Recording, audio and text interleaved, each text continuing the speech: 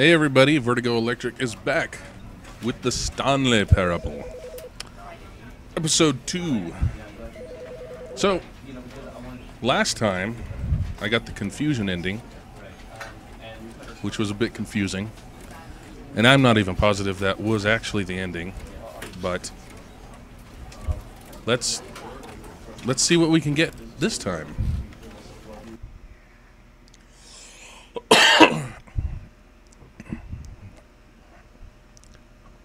I think this time I'm just going to do everything that I'm supposed to do. Everything he tells me to do. I'm not going to attempt to deviate from the story in any way.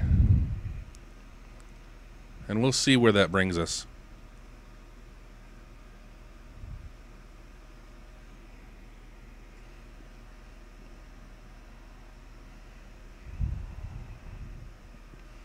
I hope you guys enjoy this game and my commentary along the way.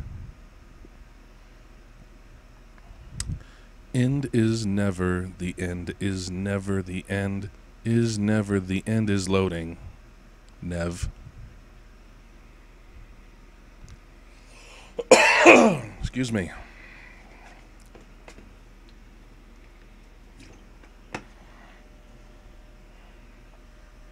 The initial loading takes some time.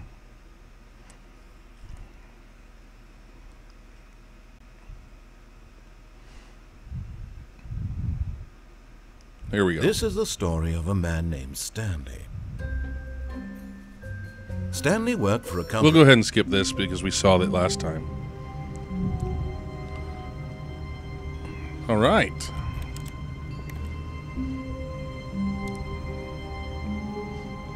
Let's move forward.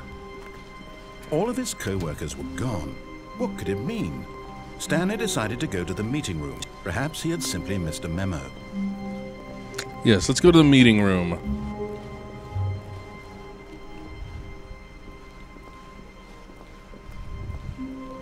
When Stanley came to a set of 2 open doors, he entered the door on his left. All right.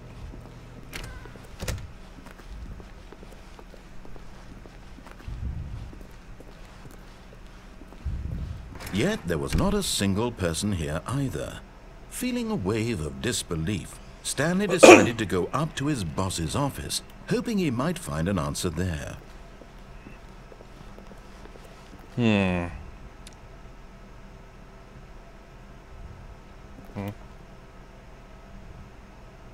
Okay. I'll read all that stuff later. There's something with this broom closet, I know. Ooh.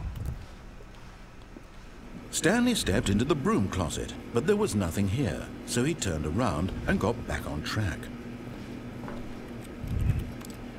I don't think I could open. I think I tried to open this in my last game. There was nothing here. No choice to make, no path to follow, just an empty broom closet. No reason to still be here. It's not empty. There's tools and stuff.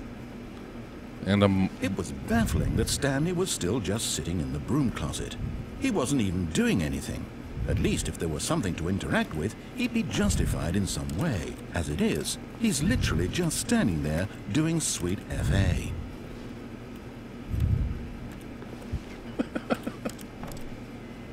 Are you really still in the broom closet?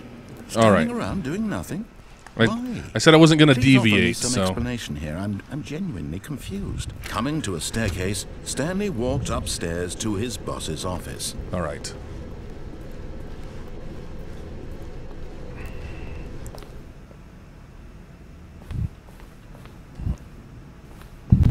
Yeah, I know. I said I wasn't going to deviate at all, and what's the first thing I do?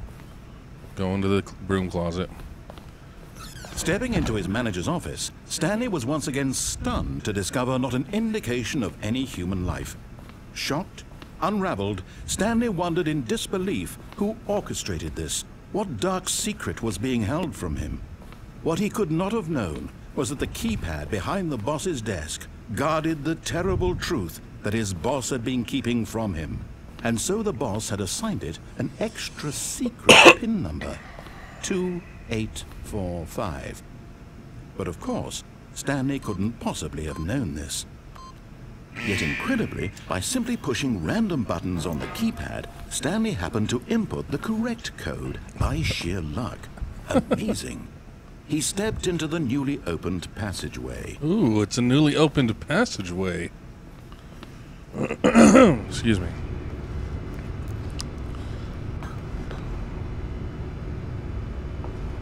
I guess I go this way?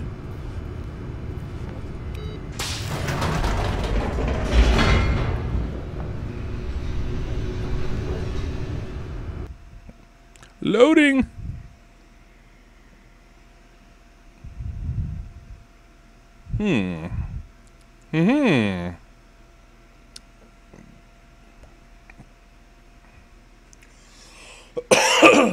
Yes. I'm afraid you guys will have to put up with my coughing. Deeper into the building, Stanley realized he felt a bit peculiar. It was a stirring of emotion in his chest, as though he felt more free to think for himself, to question the nature of his job. Why did he feel this now, when for years it had never occurred to him?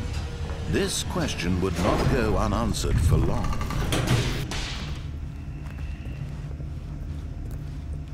Stanley walked straight ahead through the large door that read Mind Control Facility. Escape. All right.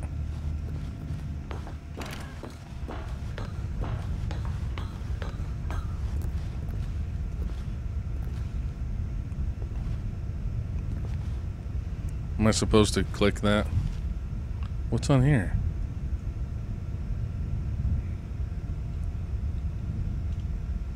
Oh, all right. The lights rose on an enormous room packed with television screens. What horrible secret did this place hold? Stanley thought to himself. Did he have the strength to find out? There's the little catwalk that I was on a few times in the last game.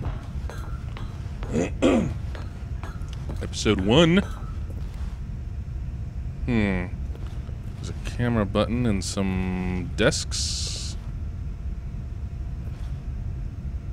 What does that say?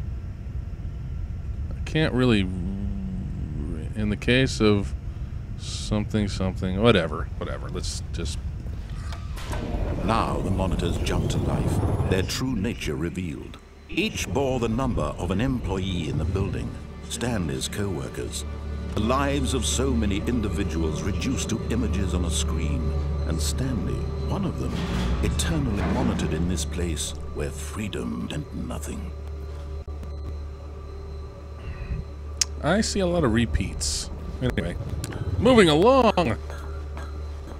On the catwalk. I'm too Stanley for this catwalk. What is this?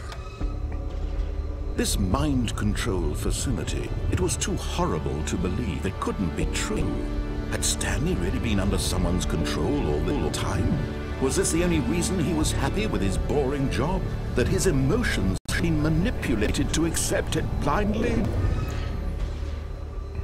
I'm getting some kind of little bit of lag in there. Whoopsie. No, he refused to believe it. He couldn't accept it. His own life in someone else's control? Never. It was unthinkable, wasn't it? Was it even possible? Had he truly spent his entire life utterly blind to the world? But here was the proof. The heart of the operation. Controls labeled with emotions.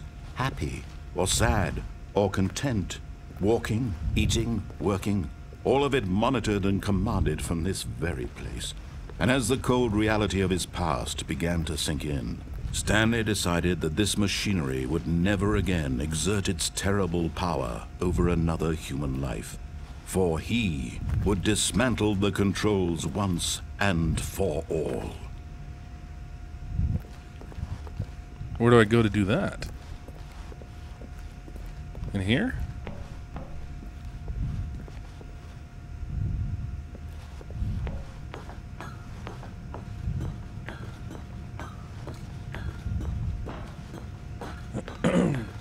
And when at last he found the source of the room's power, he knew it was his duty, his obligation, to put an end to this horrible place and to everything it stood for.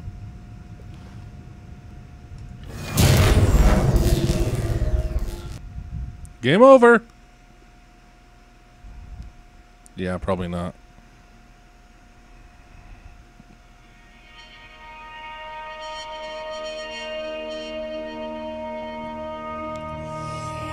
Blackness and a rising chill of uncertainty. Was it over? Yes. He had won. He had defeated the machine, unshackled himself from someone else's command. Freedom was mere moments away. And yet, even as the immense door slowly opened, Stanley reflected on how many puzzles still lay unsolved. Where had his co-workers gone? How had he been freed from the machine's grasp? What other mysteries did this strange building hold? But as sunlight streamed into the chamber, he realized none of this mattered to him. For it was not knowledge or even power that he had been seeking, but happiness. Perhaps his goal had not been to understand, but to let go. No longer would anyone tell him where to go, what to do, or how to feel. Whatever life he lives, it will be his. And that was all he needed to know. It was perhaps the only thing worth knowing. Stanley stepped through the open door. Stanley felt the cool breeze upon his skin, the feeling of liberation, the immense possibility of the new path before him. This was exactly the way, right now, that things were meant to happen. And Stanley was happy. Oh, was he? I suppose that's good. Oh. Achievement unlocked. Beat the game. That's... We'll see if that's actually it.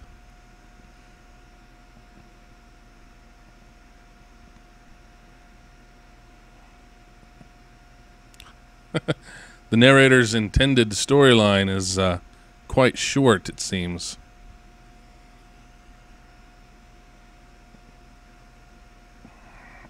I'm pretty sure I know why we're getting some lag, too.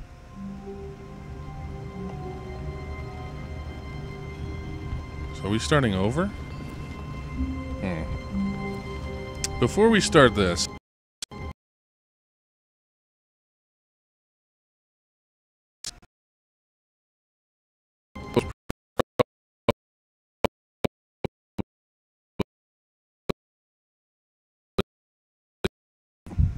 for the best. But I'm going to close some windows and some programs that are most likely the cause of the lag.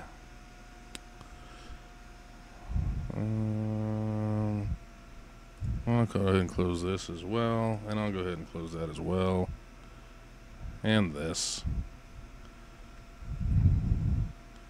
One more, and then... Alright, so, was that actually an ending? I'm not sure.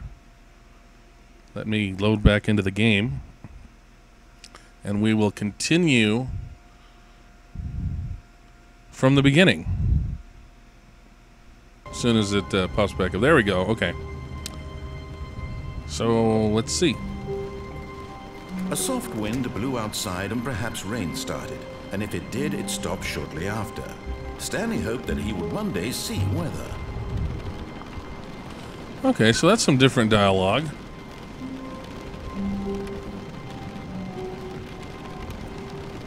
Can't really see.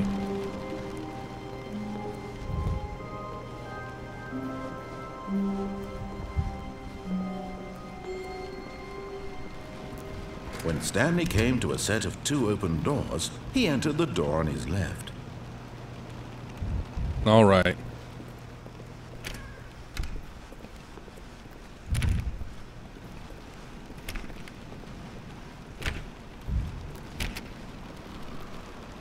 wonder why it's raining this time. Yet there was not a single person here either. Feeling a wave of disbelief, Stanley decided to go up to his boss's office, hoping he might find an answer there. Marketing Mondays. Termination Tuesdays. Great. We're broke Wednesdays. Mergers. Pranking Floor 5 meeting.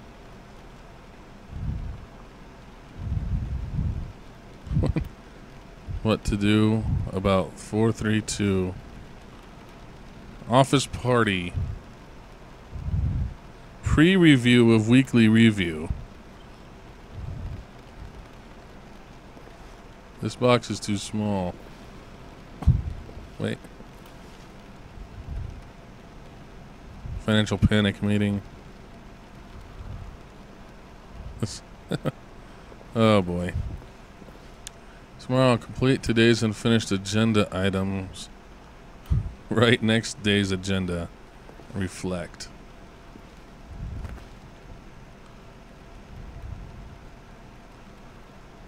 Get Chris out of the broom closet. Hire someone to synergize papers. Papers are too synergized. Fire paper guy. Hire somebody to fire the paper synergizing guy. Who moved my desk? Please keep the targets on the topic of whatever. I'll read more later. Should I go in here again? Nah. Coming to a staircase, Stanley walked upstairs to his boss's office. I'm going to go downstairs this time.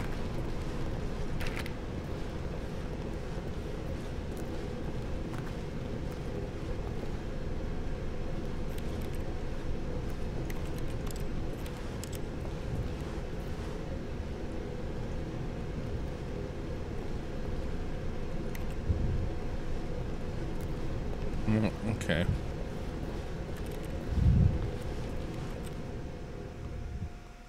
But Stanley just couldn't do it. He considered the possibility of facing his boss, admitting he had left his post during work hours. He might be fired for that. And in such a competitive economy, why had he taken that risk? All because he believed everyone had vanished. His boss would think he was crazy. And then something occurred to Stanley.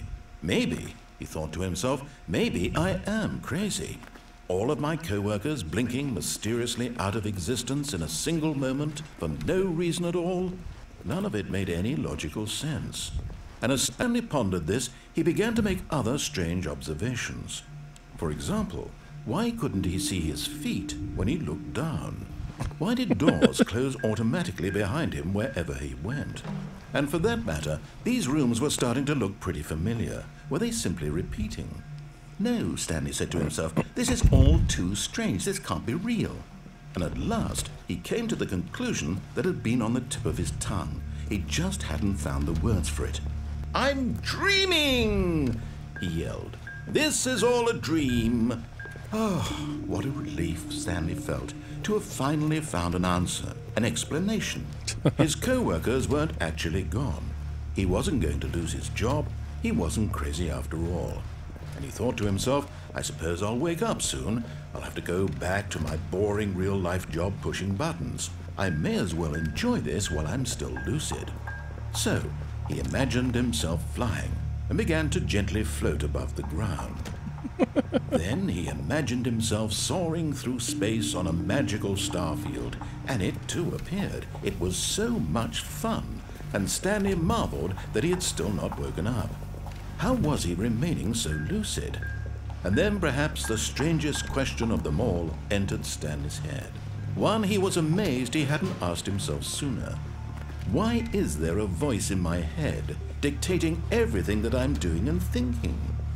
Now the voice was describing itself being considered by Stanley, who found it particularly strange.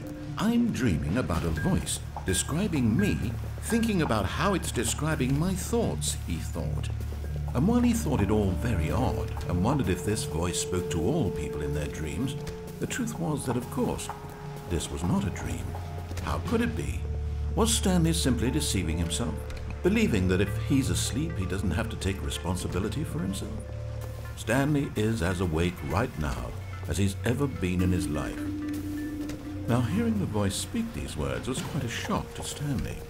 After all, he knew for certain, beyond a doubt, that this was in fact a dream. Did the voice not see him float and make the magical stars just a moment ago? How else would the voice explain all that? This voice was a part of himself too. Surely, if he could just... He would prove it. He would prove that he was in control, that this was a dream. So he closed his eyes gently, and he invited himself to wake up. He felt the cool weight of the blanket on his skin, the press of the mattress on his back, the fresh air of a world outside this one. Let me wake up, he thought to himself. I'm through with this dream. I wish it to be over. Let me go back to my job. Let me continue pushing the buttons. Please, it's all I want. I want my apartment, and my wife, and my job. All I want is my life exactly the way it's always been. My life is normal. I am normal. Everything will be fine. I am okay.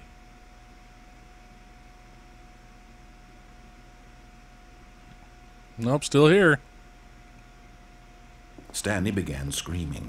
Please, someone, wake me up. My name is Stanley. I have a boss. I have an office. I am real. Please, just someone tell me I am real. I must be real. I must be. Can anyone hear my voice? Who am I? Who am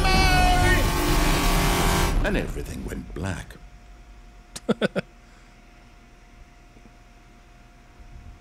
Okay. This is the story of a woman named Mariella. Mariella woke up on a day like any other. She arose, got dressed, gathered her belongings, and walked to her place of work. But on this particular day, her walk was interrupted by the body of a man who had stumbled through town talking and screaming to himself, and then collapsed dead on the sidewalk. And although she would soon turn to go call for an ambulance, for just a few brief moments she considered the strange man. He was obviously crazy. This much she knew. Everyone knows what crazy people look like. And in that moment, she thought to herself how lucky she was to be normal. I am sane. I am in control of my mind. I know what is real and what isn't. It was comforting to think this, and in a certain way, seeing this man made her feel better. But then she remembered the meeting she had scheduled for that day, the very important people whose impressions of her would affect her career, and by extension, the rest of her life. She had no time for this, so it was only a moment that she stood there, staring down at the body. And then she turned and ran.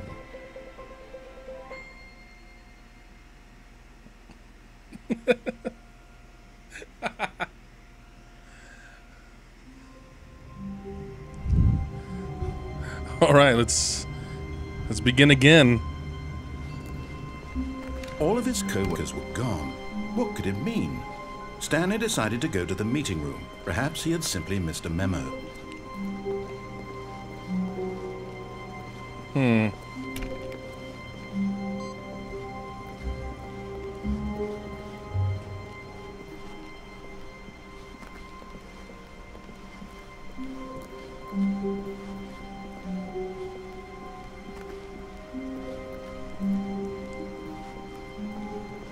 When Stanley came to a set of 2 open doors, he entered the door on his left.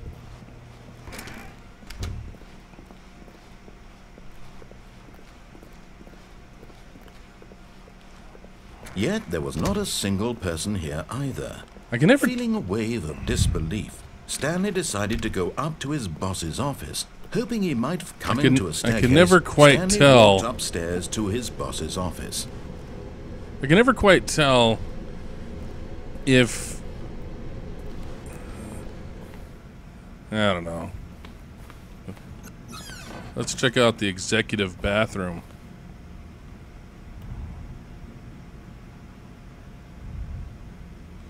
Because the boss knows that what the boss says goes, if the boss has suffered losses, then that's what the boss chose.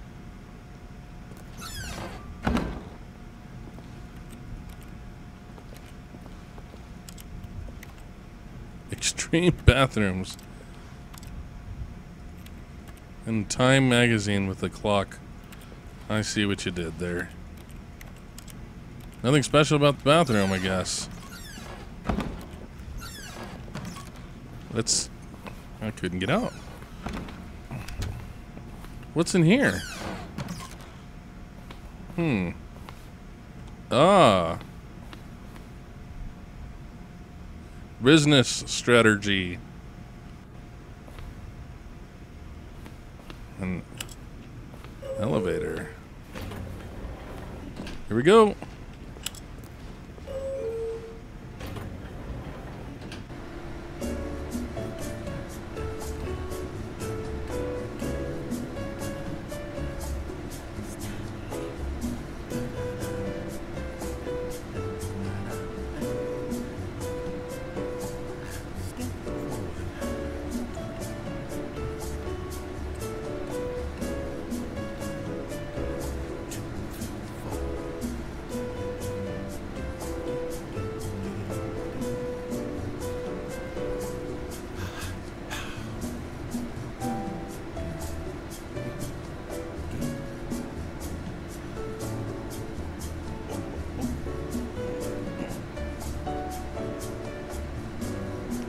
This is taking a while.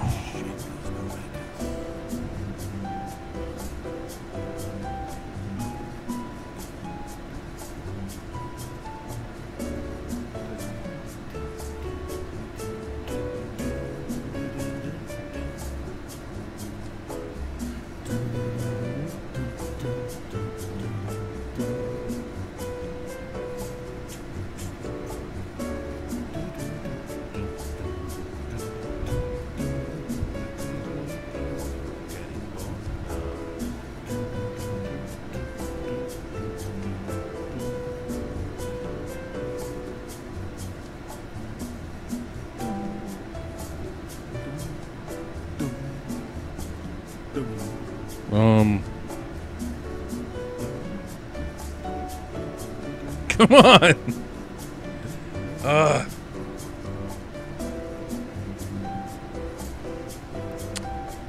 By now I've considered the possibility that maybe I'm supposed to do something. Maybe press the button again or something. But no, I'm gonna wait.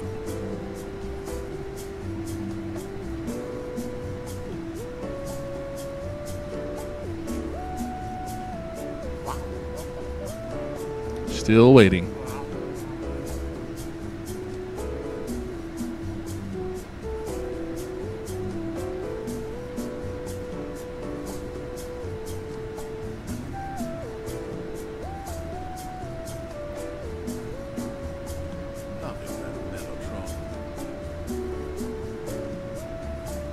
What did he say? I don't know what he said.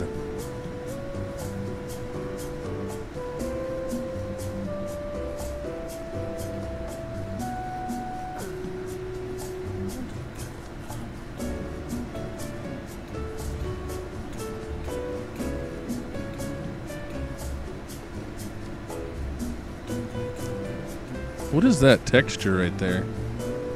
Do you guys see it? Like the rectangles and stuff?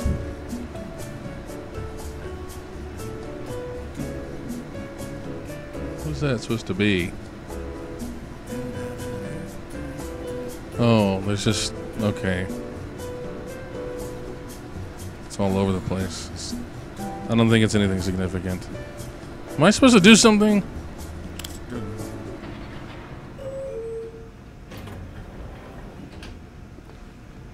Seriously?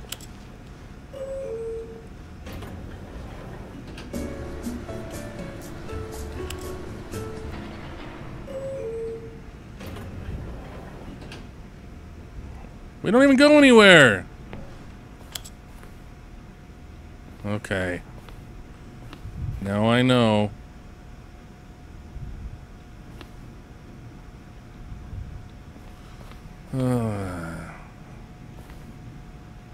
Graphs. All right, here we go. Stepping into his manager's office, Stanley was once again stunned to discover not an indication of any human life. What could it mean? Stanley wondered aloud to nobody. He began wildly tearing through papers on the boss's desk, pulling books off the shelf, looking behind paintings, desperate for clues to his situation. But his attention was caught by a keypad behind the boss's desk. What could its purpose be? In fact, this keypad guarded the terrible secret that lay buried below his feet. And so the boss had assigned it an extra secret PIN number, 2845. But of course, Stanley couldn't possibly have known this. 2845, huh? Maybe I should put something else. Like... Stanley just sat around twiddling his thumbs. Trying to input anything on the device was useless, since he could never possibly know that the combination was 2845. Stanley simply began entering random codes into the keypad, knowing full well the sheer statistical unlikelihood that the 2845.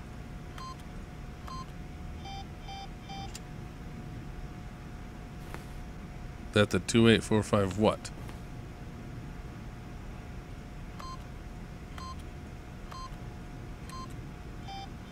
Forgot, but it turns out that the panel's emergency override kicked in, and the door just opened all by itself. And Stanley got the hell along with the story.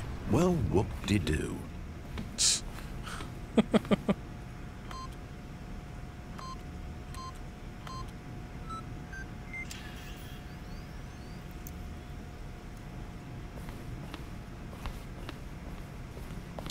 I missed some dialogue in there.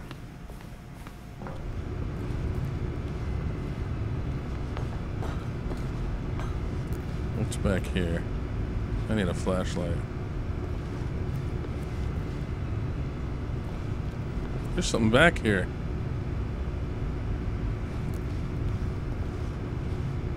Wait. Hold on.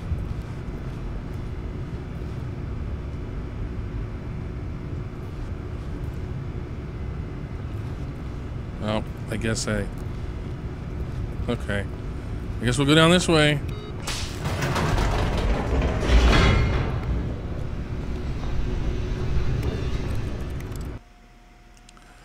Loading, low. Loading.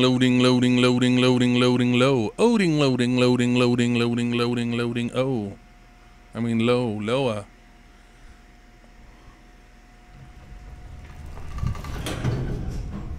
Oh.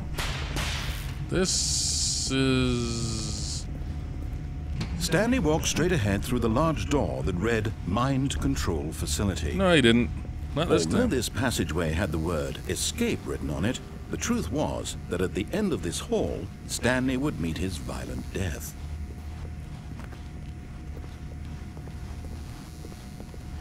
The door behind him was not shut. Stanley still had every opportunity to turn around and get back on track. I'm going to see how At this point, violent this Stanley death was is. making a conscious, concerted effort to walk forward and willingly confront his death.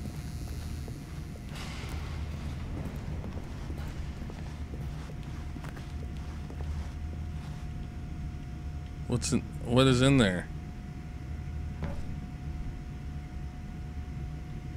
I'm going to start walking back.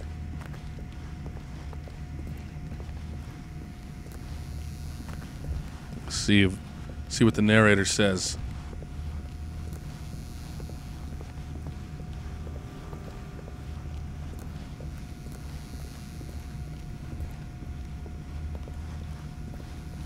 Nothing? No witty dialogue? No, Stanley decided at the last moment to turn around and return.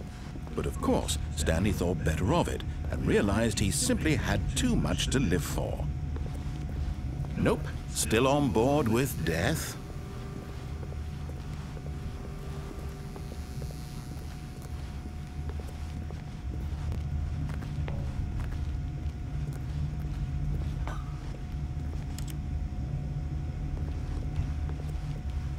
If light is on, call extension 914 immediately. Is there a phone? I'll call extension 9. 1-4 immediately.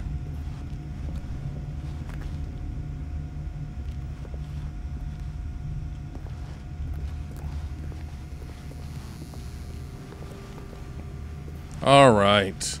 We've already gone to the mind control facility. Let's go in the hole instead.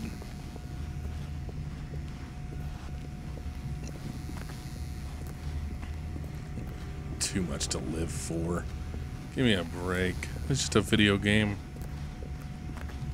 I know what's gonna happen. We're gonna restart and end up back in my office.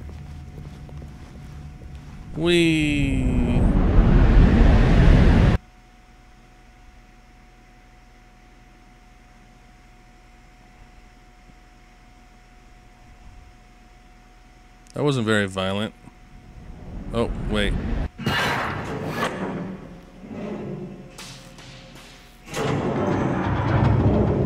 As the machine whirred into motion and Stanley was inched closer and closer to his demise, he reflected that his life had been of no consequence whatsoever. Stanley can't see the bigger picture. He doesn't know the real story, trapped forever in his narrow vision of what this world is. Perhaps his death was of no great loss, like plucking the eyeballs from a blind man. So he resigned and willingly accepted this violent end to his brief and shallow life. Farewell, Stanley.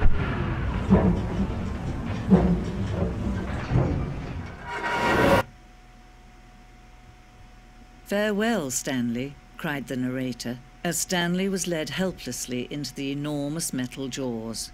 In a single visceral instant, Stanley was obliterated as the machine crushed every bone in his body, killing him instantly. Aha! And yet it would be just a few minutes before Stanley would restart the game, back in his office, as alive as ever. What exactly did the narrator think he was going to accomplish? When every path you can walk has been created for you long in advance, death becomes meaningless, making life the same. Do you see now? Do you see that Stanley was already dead from the moment he hit start?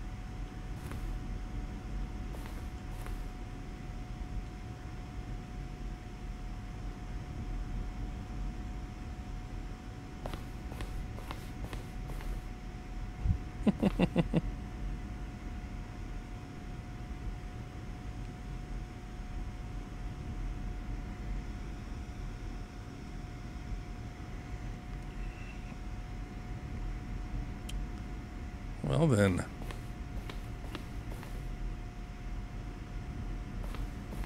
It's like a Stanley Parable museum.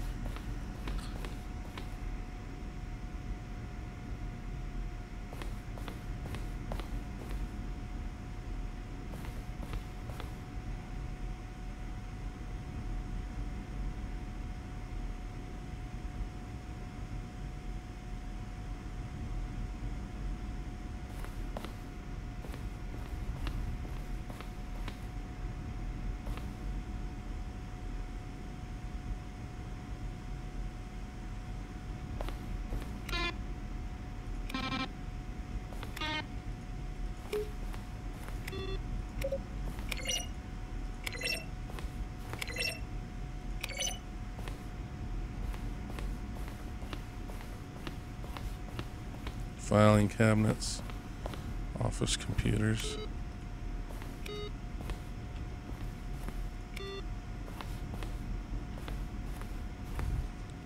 Credits.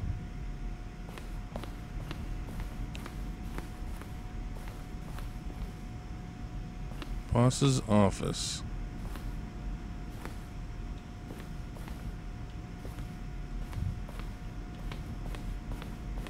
Office clock.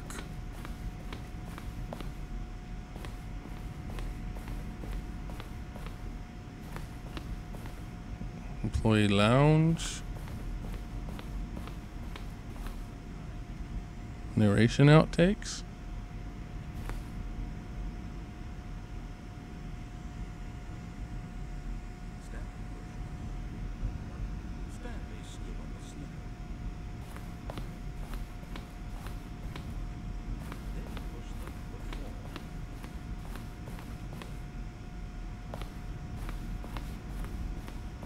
Stanley pushed the number 6.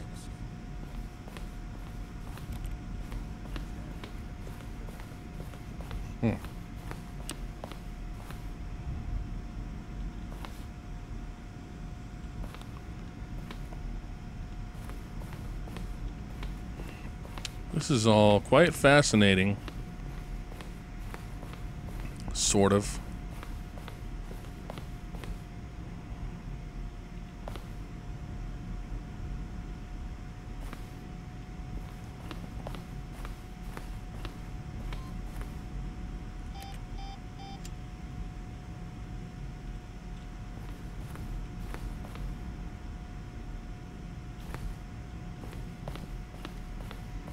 The countdown ending. I didn't see the countdown ending. Countdown room.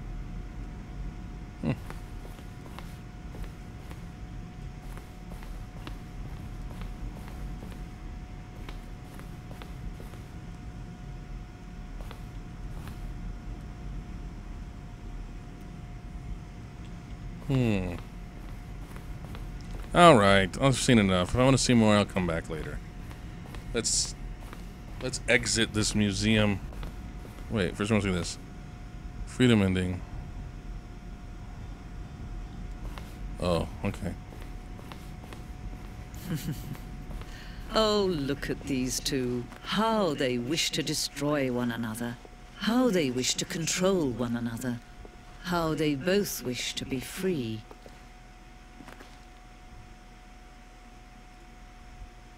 Okay. Can you see? Can you see how much they need one another? No, perhaps not. Sometimes these things cannot be seen. But listen to me. You can still save these two. You can stop the program before they both fail. Push escape and press quit. There's no other way to beat this game. As long as you move forward, you'll be walking someone else's path. Stop now and it'll be your only true choice. Whatever you do, choose it. Don't let time choose for you. Don't let time... Nah, shut up.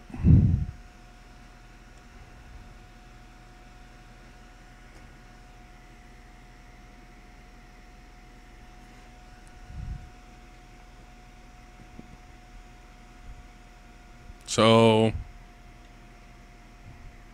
what's supposed to happen now?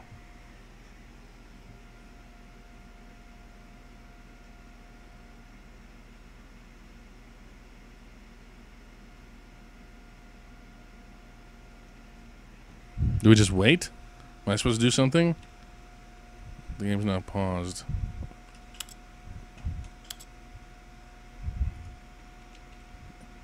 If I wait long enough, will something happen, or is my only option to quit? Well, I should stop anyway. I got stuff to do. So, and thus is another exciting episode of the Stanley Parable, brought to you by Vertigo Electric. And I hope you enjoyed watching.